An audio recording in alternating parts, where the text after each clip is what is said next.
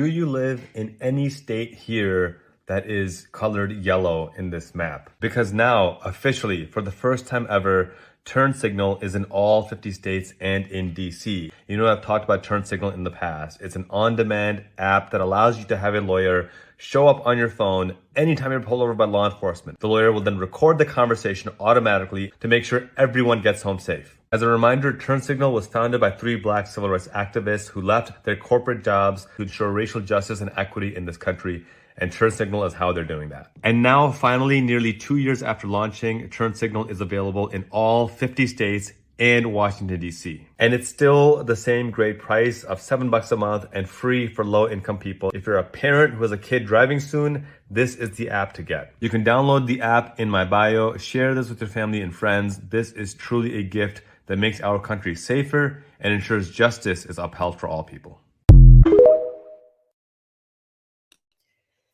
Good evening, good evening, good evening. Thank you for joining me here for Think About It Thursday. There's a lot to get into. Do not forget, today was one of the weekly meetups down in Fulton County with Judge McAfee.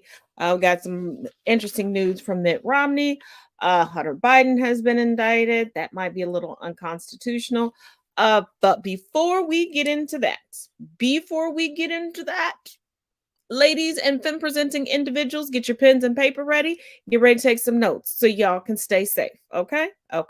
I'm seeing more and more videos come out of women talking about how they've been assaulted, whether provoked or unprovoked. They've been assaulted by men. And I'm not here to talk about who needs to be doing the protecting, who is worthy of protection. No. What I'm going to tell y'all is how to protect yourself. First off, that little taser that y'all be getting off of Amazon, the little one that's shaped like a box or whatever, the little pink one, cut it out. That ain't saving nobody. Because really all that taser is doing is it's making a loud noise. Okay, so it's supposed to scare them off. And that type of taser, you got to stay on somebody with that. So you trying to get away. Okay, so the taser, it's cute to have. Don't rely on it. Okay, what you need is pepper gel, not pepper spray, pepper gel. You may have to get that off of Amazon because Walmart may not carry it. But the reason that you should get a pepper gel is because if there's any gust of wind or air, that's coming back in your face if it's pepper spray. You get a pepper gel because it's solid, it's thicker, and it's going straight in the eyes. That can take somebody down. I saw a video posted by T.S. Madison where she was talking about the home defense spray. It's in the can, got a little handle on it. It's black. You can keep that in your home or in your car. I wouldn't keep it in my car in the summertime or when it's hot because it can explode. But yeah, if you are somebody that lives by yourself and you're not comfortable with a gun, you can get the home defense spray. It looks like bear spray. When it sprays out, it's like it sprays out like that. The other thing, if you're not comfortable with a lethal, assault weapon, then I would recommend the non-lethal version of that. They do have that. It comes with rubber bullets or pepper ball sprays or tear gas spray, something like that. One of my mutuals posted something about that. And if you are comfortable to carry and the laws in your state, carry. Okay? And I'm not sitting up here worried about who needs to be doing the protecting. That's irrelevant. Because ain't nobody finna sit around and sitting ducks waiting to find out who's gonna do the protecting and who's worthy of protecting. We're not worried about all that. Do what you need to do to protect yourself, because obviously it's up for debate.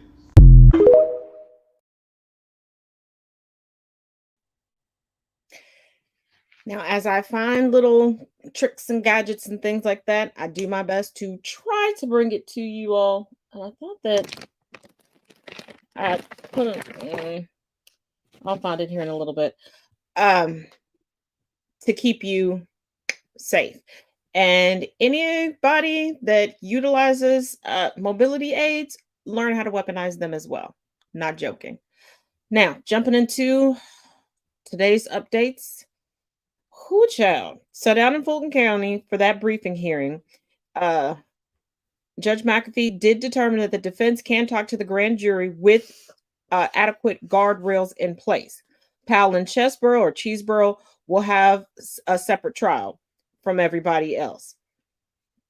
That trial will begin October 23rd, and jury selection must be completed by November 3rd. He is not playing around. This is not going to be pushed out anything else.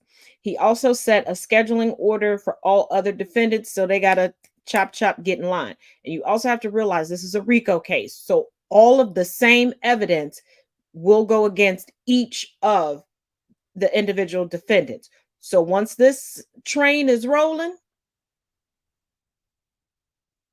there's no, oh, we got to push it up. We got to push it up. Nah, let's set these dates. Let's get it going. Cheeseburro's attorney, the one that I told y'all about the last time, that seems like he's more auditioning for Trump than really defending his client seriously. You know I love y'all, right? Because these shenanigans.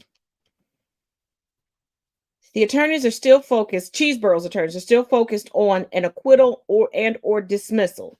They discussed what they intend on arguing.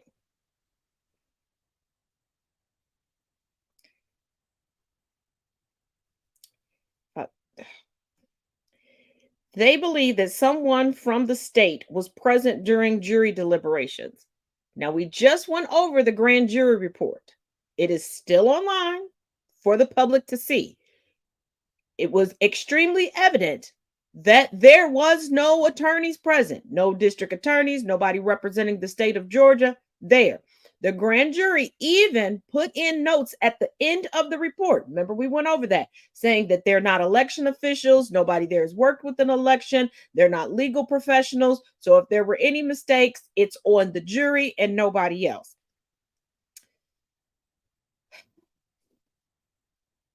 And Cheeseburro's attorneys are claiming that the prosecution, the district attorney's office, has been called out regarding prior grand juries. I couldn't really find anything to confirm this. And basically, Cheeseburro's attorney is just working to prove that there was wrongdoing by the state. Not that his client was innocent. Not like other people were finding coming out that are like, hey, it's Trump's fault. No. They're trying to say that the district attorney's office is corrupt. Therefore, the case should be dismissed. Also, keep in mind, there's been no discovery yet. Cheeseburro's attorneys have put together this whole legal plan without even seeing the evidence. Cheeseburro, I hope you know what you're doing with this team. Now, it was also stated that if any other defendants request a speedy trial, other judges are on standby. But if their request is filed so far before October 31st, they will just be added to the Cheeseburro-Powell slot. Powell's attorneys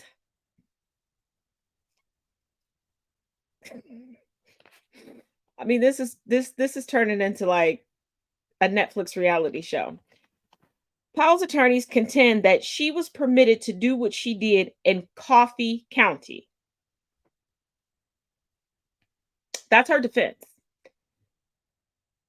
She's continuing to say that her actions took place in a different county, and the county allowed her to come in and screw with the election.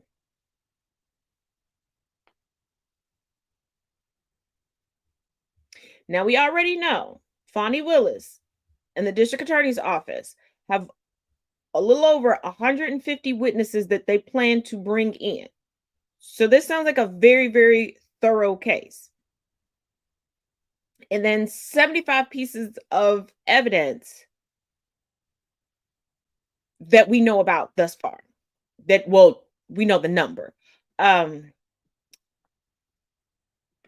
Ms. Powell, you're accusing a whole nother county of allowing you to conduct election interference. You don't think those people are going to come out with receipts?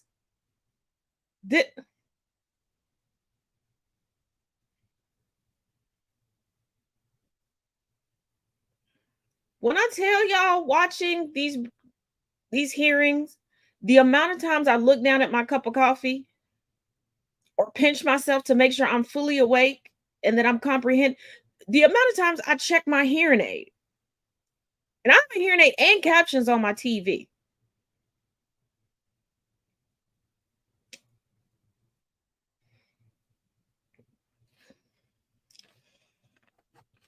Now, remember I told you, discovery has not happened yet. The Cheeseborough and Powell's attorneys really don't know what they're up against yet. That's why I'm really shocked that they have decided these are their concrete defenses.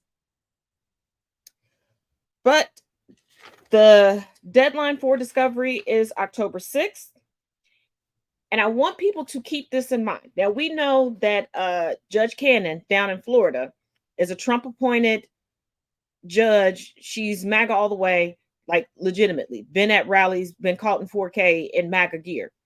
So she's obviously a conservative. People can be good judges and bipartisan, even if we don't agree with everything that they, rule on. Well, even though we don't agree with all of their rulings, let me put it to you like that. But keep in mind, Judge McAfee is in his 30s, and I'm going to keep drilling this into you. He was just seated in January of this year. Guess who appointed him? Governor Brian Kemp of Georgia. And he's a conservative. So they can't say, they can stop this narrative that, it's election interference. Biden's weaponizing the country against me. No. Quick little tidbit on Kevin McCarthy. Now, also this morning, it was going down. The girls, they were fighting on Capitol Hill, okay? They didn't care nothing about a bill, okay? They didn't care that Bill was standing outside singing and dancing and tippity-tapping up the steps, trying to become legislation. They didn't care about a budget, none of that. Kevin McCarthy dared with some expletives, some of the members of the Republican caucus to issue a motion for him to vacate. Now, this is coming after, you remember, Matt Gaetz accused him of falling short on his legislative promises. Now, these legislative promises seem to be obstruction of justice, not doing their jobs, and having phony taxpayer dollar wasting hearings. Like, take a look at Matt Gaetz on CNN. And also keep in mind, CNN was recently purchased by a friend, an associate of Trump, yet another conservative. And CNN pretty much lowballs conservatives when it comes to questions. But just take a look. Can you just acknowledge that when he calls into the business deals that he's involved? This is when not, he calls into the dinners, is not about, you don't think that's involvement? First of all, this is not about innuendo. It's not about what I believe. It's a question. Do you have evidence? If you had evidence that Joe Biden was linked to Hunter Biden's business deals in a way that is illegal, we wouldn't be having this conversation. You would probably have the votes for an impeachment inquiry, but you don't. Because of people like Ken Buck and people like Don Bacon and many others in your conference. Well, I see the evidence differently. I think that that's why we need to have the votes and have the debates and have the hearings. And again, they represent their constituents just like I represent mine. Well, we know Matt Gaetz sees evidence differently because he doesn't see the evidence against him being a sex trafficker and a pedophile as evidence of him being a sex trafficker and a pedophile, even though he engaged in the activities, allegedly.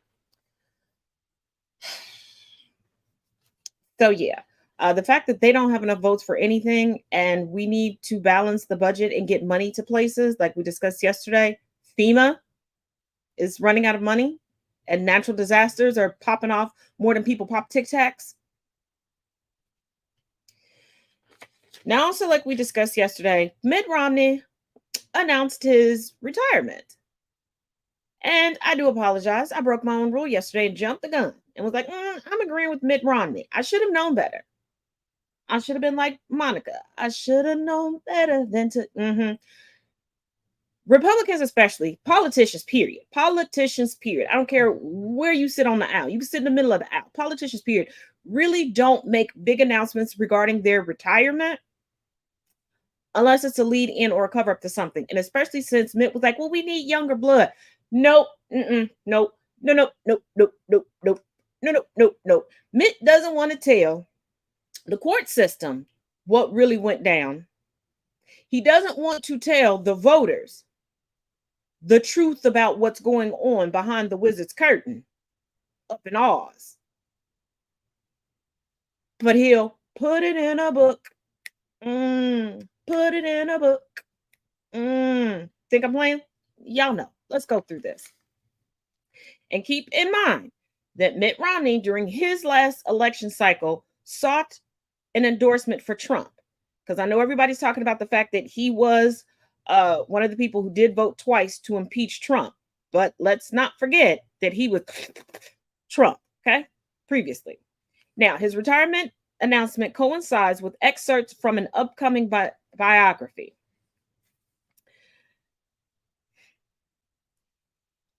Romney claims that he warned Mitch McConnell about the threat of violence on January 6th. Now, there is a very notable excerpt. Let's get this up on the screen. So Romney sends his text to McConnell. In case you have not heard this, I just got a call from Angus King, who said that he had spoken with a senior official at the Pentagon, reports that they are seeing very disturbing social media traffic regarding the protest planned on the 6th. There are calls to burn down your home, Mitch, to smuggle guns into D.C., which we had heard rumblings of before, and to storm the Capitol. This sounds like premeditation to me. So all of that, the speech riled them up. Sounds like that social media rhetoric riled them up. I hope that sufficient security plans are in place, but I'm concerned that the instigator, the president, is the one who commands the reinforcements the DC and Capitol Police might require. McConnell never responds. Now, there are a lot of people that are like, well, why didn't Romney scream into everybody? Y'all gonna act like you don't have a chain of command at your job? Did we forget that at this time, Mitch McConnell was the minority leader?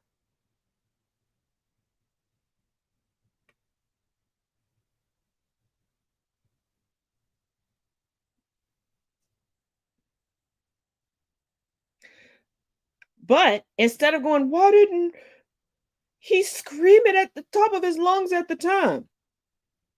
Why hasn't he been telling people all along what was? Let's not forget, in 4K, if you saw the Trump self-coup live on air, there was a period of time where Capitol Police had to come out to save Mitt Romney. He was legitimately running for his life. Ain't no way you put my life in danger, and I'm not going to sing like a damn canary.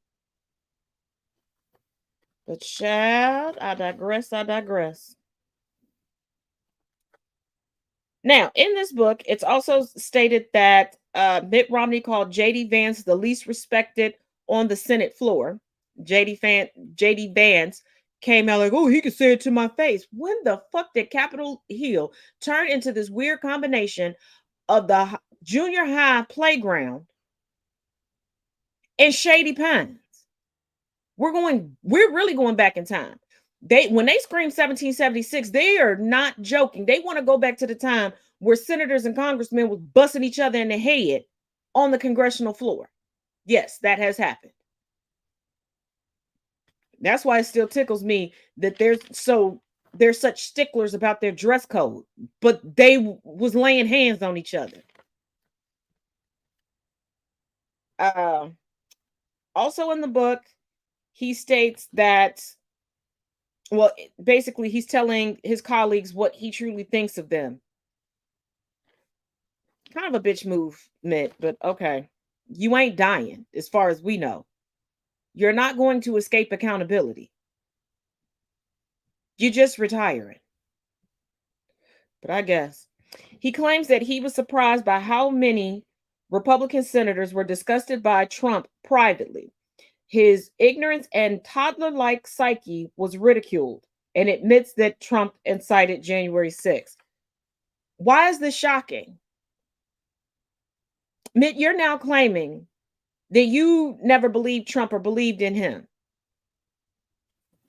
You knew that you were using him for political gain. And now that you see that your party is off the rails, now you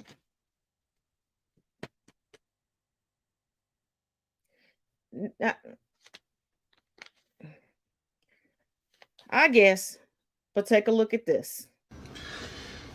Mitt Romney's not seeking re-election. A new book is coming out. It's a kind of a biography about him and his time in Congress, and it reveals something very chilling about January 6th at the Capitol in 2021.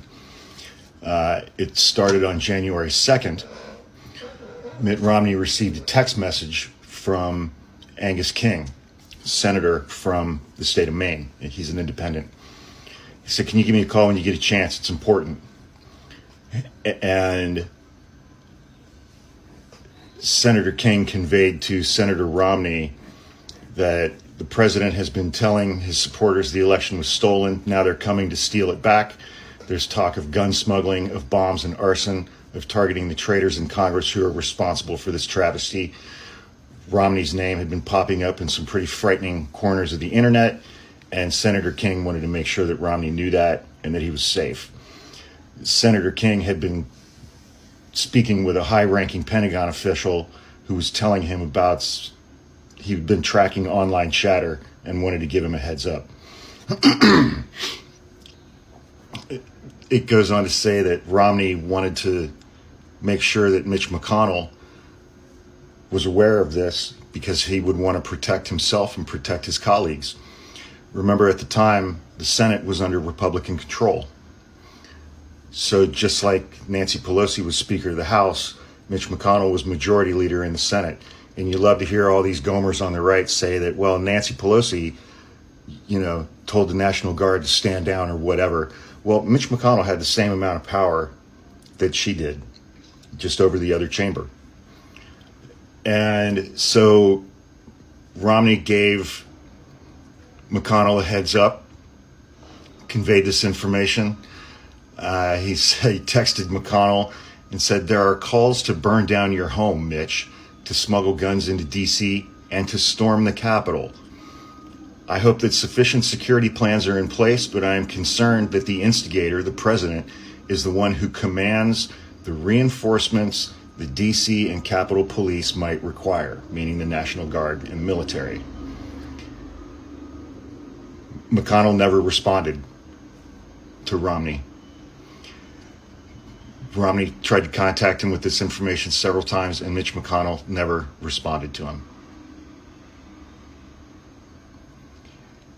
They all knew what was going to happen. They all knew what was going to happen.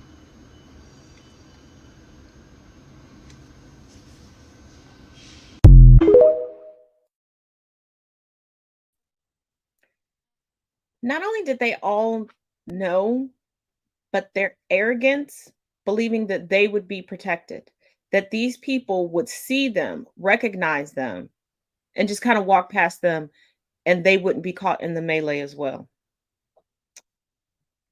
And I think that's why certain people have distanced themselves, especially after the first indictment from Trump.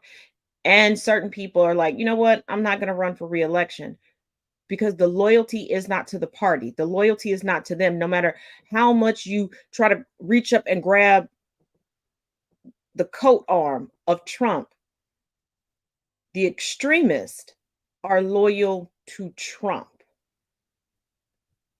That's it. That is all. Everyone else, no matter how much you agree with him, no matter how much you bootlick it, they don't care. At most, should you become a casualty, they'll use you as ammo in an argument, as they do with Ashley Babbitt. but that's it.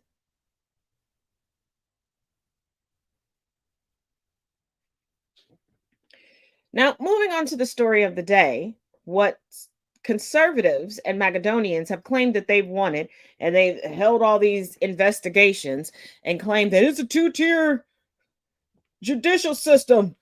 They're going after Trump, but Hunter is not a politician. Hunter is a regular, schmegular individual. He got to go through the system just like everybody else. We just don't care. Guilty, go to jail. Guilty, pay a fine. Guilty, probation, parole, whatever. And they can't even be unified on this. Like, the GOP can't, at this point, I don't think that they could take a vote on what type of toilet paper to put in the bathrooms on Capitol Hill, and they could come to a conclusion. But let's get into it. Hunter Biden today was indicted on 3 gun-related charges. They're all felonies, and the penalty could be up to 25 years in prison. But looking into it, most federal cases, they don't go for the maximum. And we're going to get a little deeper into this as we go, of course. Now, the special prosecutor, Weiss, did not hold a press conference today. He even said, hey, y'all not going to hear from me. He did issue a statement, but it was just regarding the facts of the indictment. No more, no less. He also, at the end of the statement, said that it's likely for Hunter not to receive the maximum sentence. Now, a plea deal may still occur regarding these charges, but here's the thing. Here's what a lot of people are not talking about, and that's the Bruin case that went before, it was a SCOTUS ruling of 2021. It narrowed the scope of firearms regulations and the right to permit regulations in New York. There has to, according to this ruling, there has to be a historical tradition going back hundreds of years for any gun regulations in the United States. Meaning, there's no historical gun regulation barring drug users from buying guns. Therefore, the charges would be deemed unconstitutional. That is not my assessment. That is the assessment of quite a few judges that have already had to rule when this case was brought up. Also, I need people to keep in mind that there is already in place a signed diversion agreement. And there were no crimes committed with these guns. The charges are basically predicated on his addiction. This statute is rarely, and I mean rarely, charged, and the likelihood of a trial is excruciatingly low.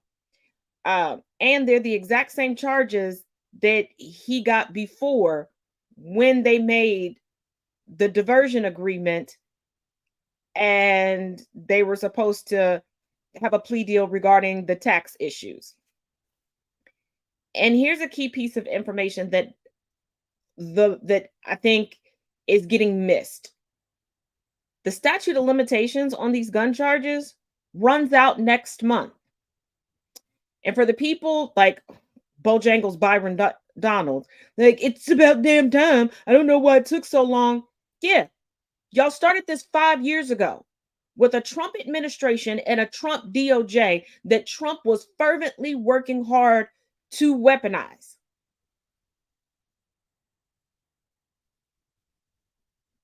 There's no case. There's no case. And then they're like, well, with the special prosecutor, they're supposed to go outside of this. They're breaking their own rules. Weiss has been on this case since Trump was in office. This was the homeboy y'all wanted. This was who y'all wanted. This was supposed to be y'all answer to Jack Smith. And did you think he was going to magically find a crime that wasn't committed? You did this with Hillary Clinton. Nothing was found, but y'all will still want to perpetuate the big lie. And Hunter Biden is not a politician. He's on no one's ballot. He's on no campaign trail. And Hunter Biden purchased a gun and he fudged it. When asked, do you have a drug addiction? He said no. And how many people are going to be like, yeah, I have a drug addiction? It's just like When people go to the doctor or go to the ER, do you take any other drugs that are not prescribed to you or that are over the counter? How many addicts are going to say, yep, I do? Not very many. Not making excuses, just being realistic about it.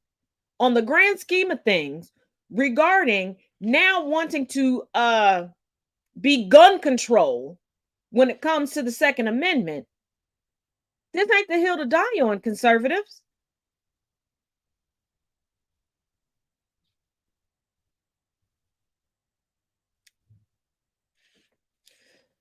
But he only had the gun for 11 days. It was never loaded, nor was it used. And 2 months ago, yes, it was just 2 months ago that the government was cool with diversion. Remember when they had that hearing and they were like, well, we just want to make sure it's cool with the judge. And they were like, yeah, no. Once we get this all settled and have a few more hearings, it'll be easy peasy. We'll get this tax thing rolling.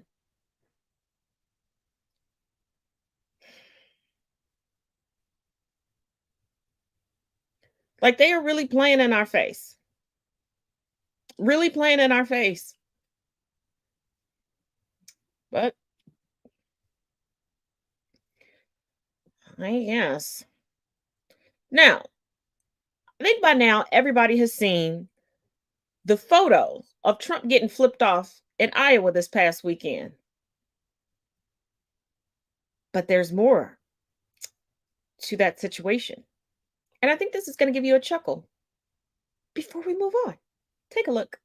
As many of you may have heard, former sitting president and current usual suspect Donald John Trump visited the great state of Iowa this weekend, where Iowans promptly greeted him by giving him the middle finger en masse. All right, Iowans were handing out birds like it was the 12 days of Christmas. 7 swans a swimming, 3 French hens, 2 turtle doves. That's simply too many birds, all right? Even one bird isn't a gift, it's a curse. I can't imagine how much you have to hate somebody to gift them 24 different types of birds. The entire time I'm reading about this, I'm wondering to myself, how did he react? You know, how would anybody react to an entire stadium giving you the old one finger salute? You know, did he pretend it wasn't happening? Did he immediately leave? And then I read this from quote unquote news organization, The Daily Beast. Trump didn't appreciate the hostile display, and he even at one point tried to give him the middle finger right back. And then I thought, there it is. The effortless grace of Donald Trump. It's exactly what the Queen of England would have done. A little tit for tat, a little he's rubber, they're glue. And then I thought, wait a minute, what do they mean tried to give them the middle finger right back? Doesn't that kind of imply that he was unsuccessful? But how could that be? It's one finger. It's not exactly advanced level American Sign Language. Ladies, gentlemen, etc., allow me to present to you the worst middle finger in American history. I'm in awe. This man is ostensibly a New Yorker. How did he fail so magnificently? I've seen 3-year-olds flip someone off with more gusto and aplomb. All right, I guess he continued his streak of not giving anyone anything by giving himself the bird.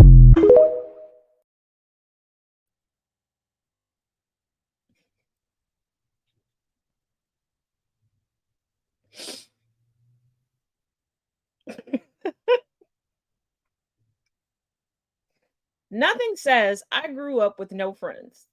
Like, not even know how to flip somebody off properly. Like, that goes to show. Now, I've said before, and if y'all want me to pull out the Mary Trump books on her uncle and read y'all some excerpts again, I can do that. But people thought that I was exaggerating or like putting my own spin onto it. He had no friends growing up. Like, it's bad enough his parents was like, you're just a spare child, some spare parts in case we need them in the future. Carry on now. Carry on. And then he continued that tradition with his kids, but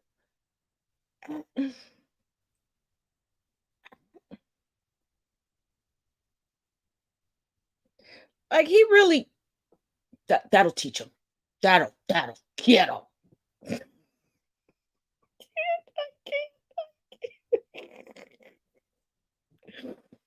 Oh, Jesus, Mary, Joseph, and a Billy Goat. Yeah. Now, we had to get that good laugh out the way because we do have to get a little serious. Of course we do. Of course we do. Got some Mississippi officers that have pled guilty Let's put that up there. Yeah. Be ready to grab your invisible pearls. One story tonight that didn't make it into the main news wrap-up because it's too long and I didn't want to cut it down. 6 Mississippi law enforcement officers pled guilty to torturing 2 black men earlier this year. In the confession, some of them admitted that they called themselves the Goon Squad because they were so willing to use excessive force without ratting each other out for it. So how did it start that these 6 officers encountered these 2 black men? A neighbor called one of the police officers involved to report suspicious activity. The suspicious activity was that her white neighbor had too many black men over her home. So this group of police officers evaded the neighbors, who did not call any dispute in, evaded the neighbor's security cameras, broke into her home, and then tortured these 2 men for 2 hours, tasing them, throwing eggs at them, pouring milk and chocolate in their mouth, pouring cooking grease on their head. And remember, they admitted to this. They confessed to this. Essaying them, fake shooting one of them in the mouth, and then actually doing it. And then afterwards, fabricating a story together to report to the sheriff as to what happened to these 2 men when they ended up in the hospital. Meanwhile, the Rankin County Sheriff, Brian Bailey, refuses to step down and will run unopposed for the sheriff position again this election year. Still time to register to run against him.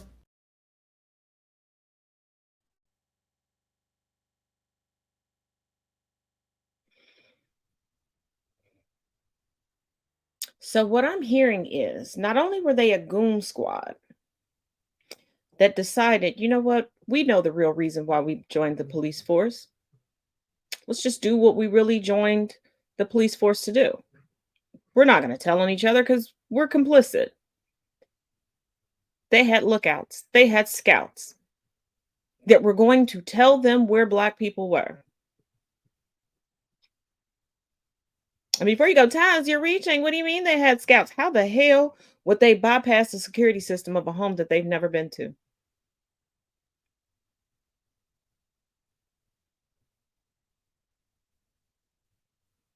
And yes, we know that there's some nosy neighbors. We know there's Karen and Richards in every neighborhood. Okay.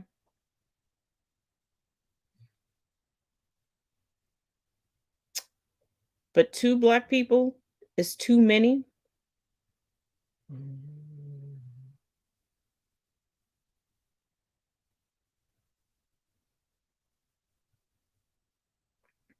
And you're going to tell me that all of these attacks are happening and it's not looking suspicious to anybody, that it's the same people over and over and over again. Now, see, the other night I was watching TV with someone and I was like, you know what? Actual cops act like the people who watch cop shows and think that they're Inspector Clouseau, but they're really Inspector Gadget.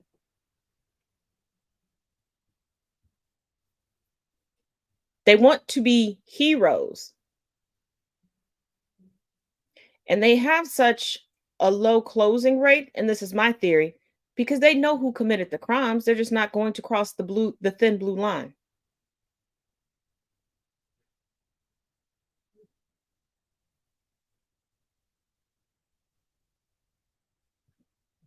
And once again, the indoctrination of white supremacy really runs deep because they broke into a white woman's home to assault her guest with the assumption that she would side with and protect them.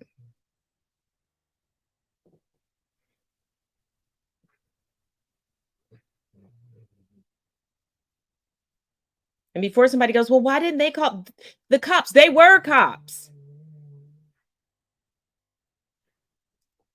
And even if you say, well, I heard that they didn't show up in uniforms. Y'all know that even an out of uniform cop, you can tell that they're a cop, especially when they're tyrannical cops. When they are the cookie cutter cop, you can tell. Just like the people who being in the military is their whole personality trait. They don't have to have a uniform on. They don't have to tell you. You can spot them quickly.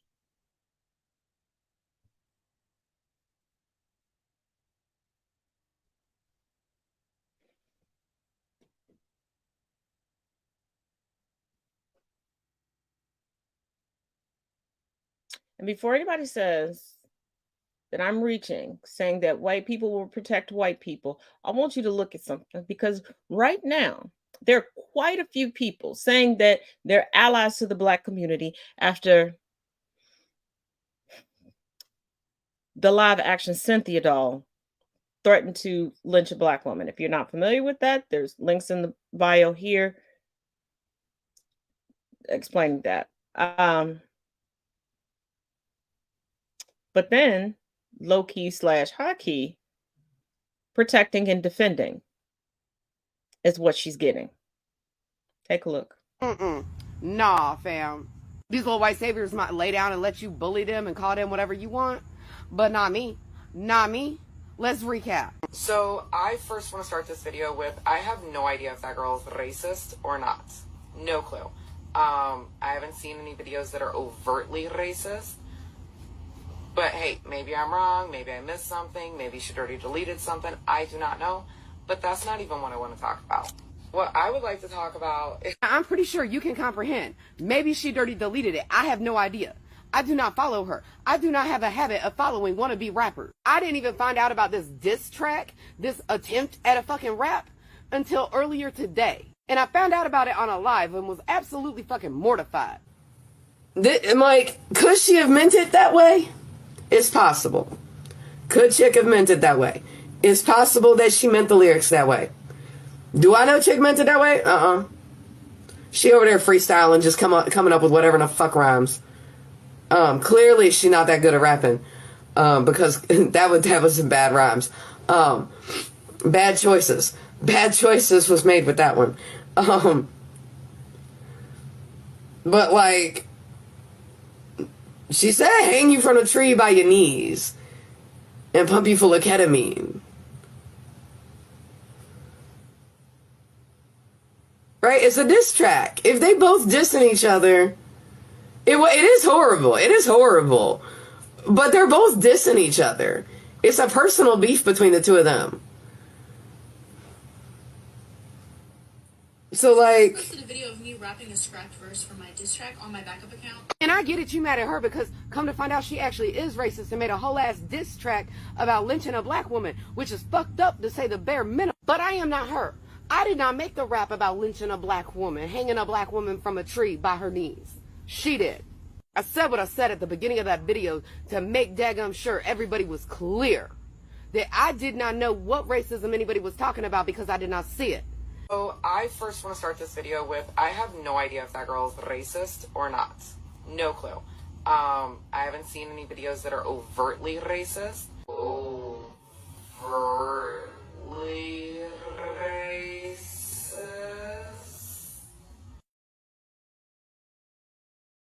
Hey, maybe I'm wrong. Maybe I missed something. Maybe she already deleted something. I do not... I even acknowledge the fact that it was possible she probably dirty fucking deleted it. If you want to fight racism, that's fine. We can fight it together.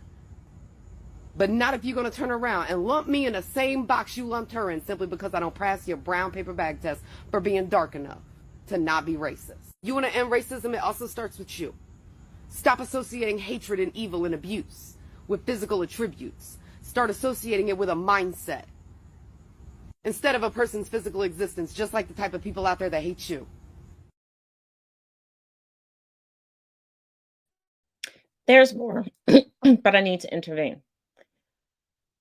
Of course, she's going to say she didn't see anything overtly racist. This is why I say pay attention to what people really say. But she's a cultural appropriator herself. Catch the braids, the black scent.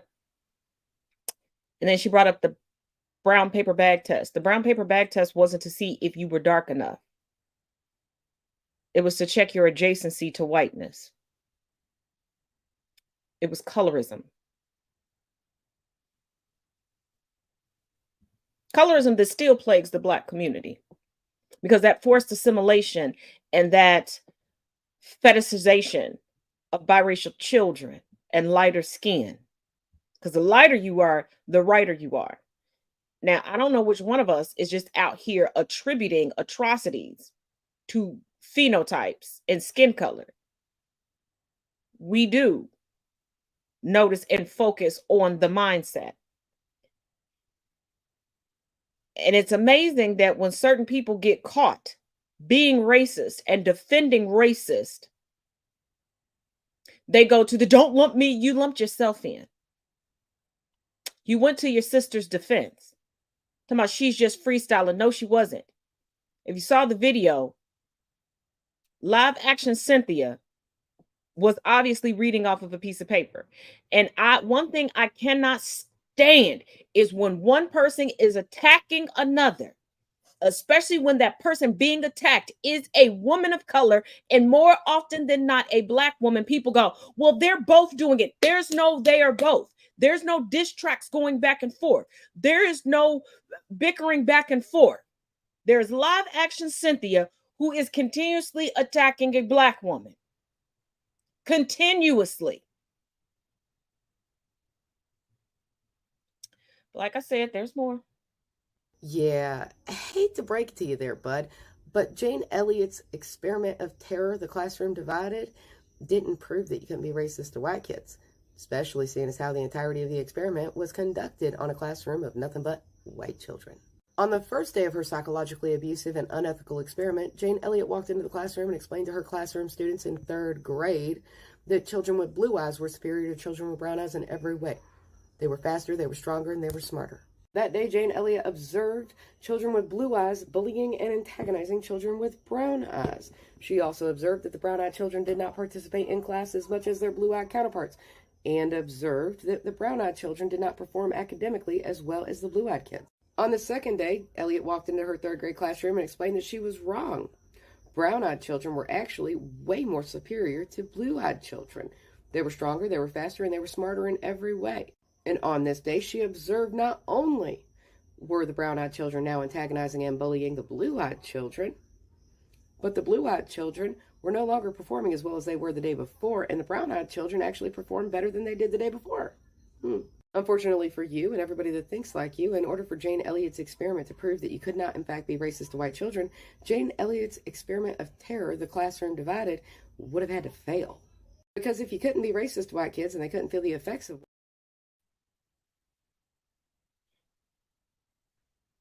the mental gymnastics to cover sheer stupidity, because I'm not going to say ignorance, I'm going to say stupidity. And a lot of people confuse speaking confidently with knowing what you're talking about. Dunning-Kruger effect exists. You can teach white children without further traumatizing non-white children. And the experiment that was conducted from children all the way up to adults.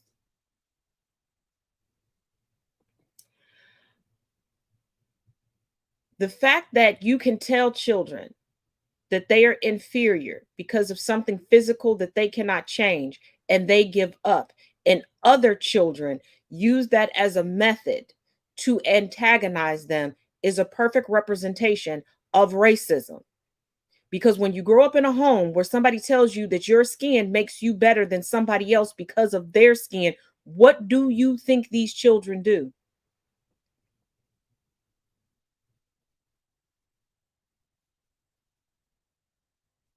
If you constantly tell non-white kids that they're worthless, that they're stupid, what are they going to try for?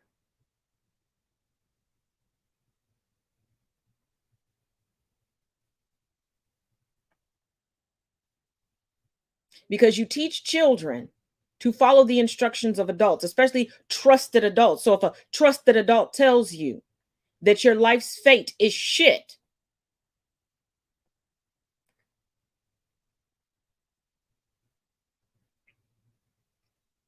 and no, the experiment failing wouldn't say that you wouldn't prove that you cannot be racist to white people.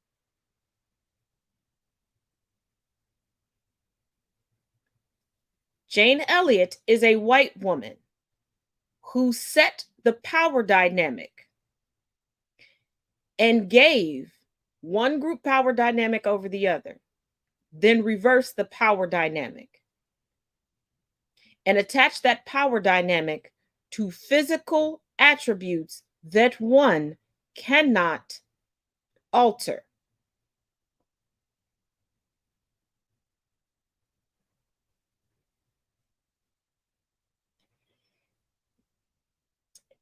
But that's not all from the I want to fight racist. I'm an ally. Racists have a long-standing history of infiltrating movements, infiltrating groups to break them down from the inside out. Because when they can prove, just like the love everybody into betterment, love everybody into we won't have to deal with or talk about racism ever again, just love yourself more and you won't feel oppressed, guy. When you convince somebody that the fight is not worth it, who wins? But here's our final one. And that's true, darling. There's not a single law on the books that makes it legal for anyone in the United States to be discriminated against on the basis of their race. And for the time being, we can all thank God for that. However, we all know one thing to be evident and truth above all else.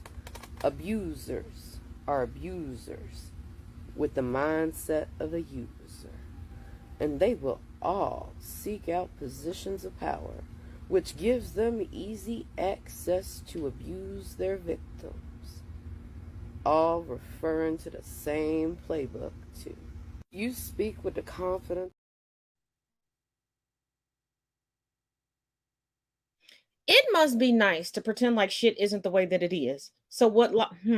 See, they always go to what laws? What laws? What law? The fact that sundown towns still exists, the fact that Black people have to de-Blackify their homes in order to get a proper estimate before being able to sell their homes, because due to the fact that Black people have to go through so many hoops and ladders or go to certain lenders in order to get an equitable or pseudo equitable mortgage loan is ridiculous. To get any type of loan,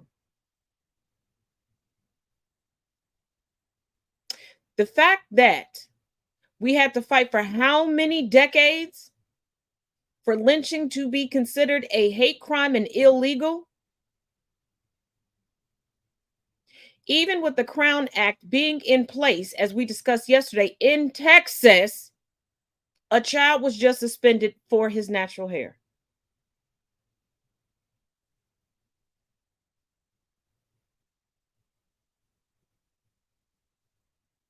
A traffic stop can result in a Black person not going home ever again. A mere accusation of a crime can get a Black person murdered in a parking lot of a grocery store.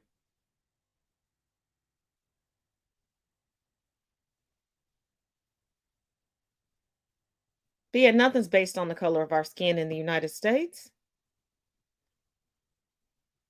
But she's an ally, right?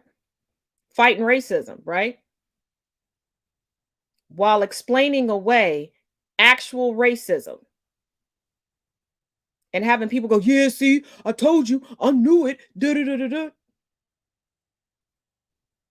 So that every step forward we take, we get shoved 200 back.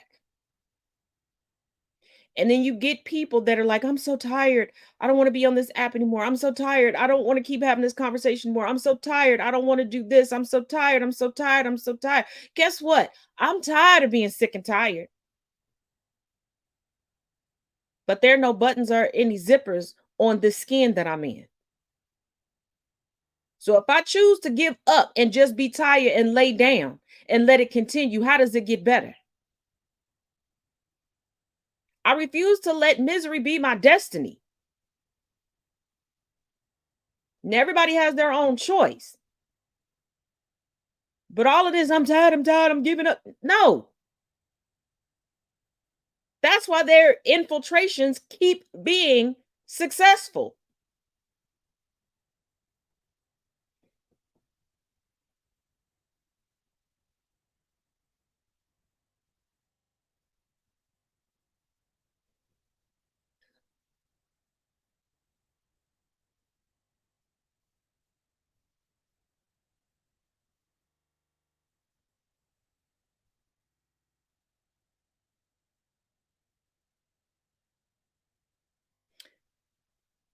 And see, as strides towards equity are achieved, everybody collectively will get out, dance in the street, praise, high five,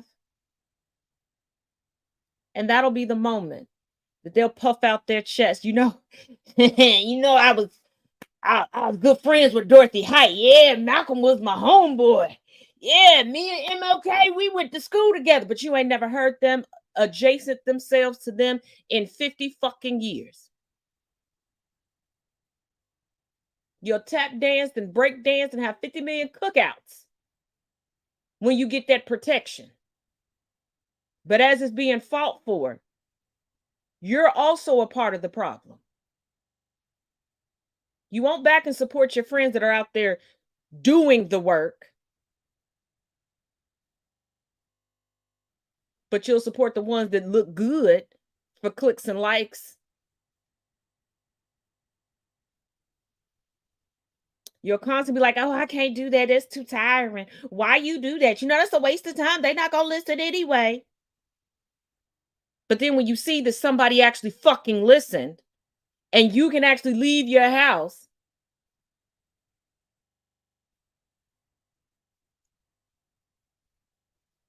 and that target ain't so big on your head, your chest, and your back,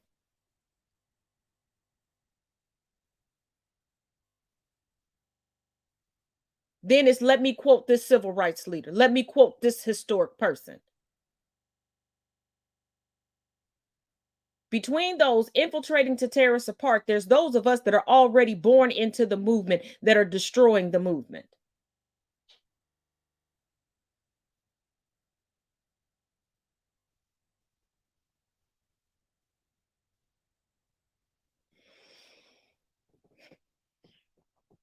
But as always, thank you for joining me here for Conversations with Taz for Think About It Thursday. I will see you all tomorrow for Freeform Friday. And as always, make sure you check out the links in the description of this video. And if you enjoyed this podcast and you learned anything, please make sure you share with your friends and family and bring somebody with you when you come back. As always, each one teach one, each one reach one. Till tomorrow.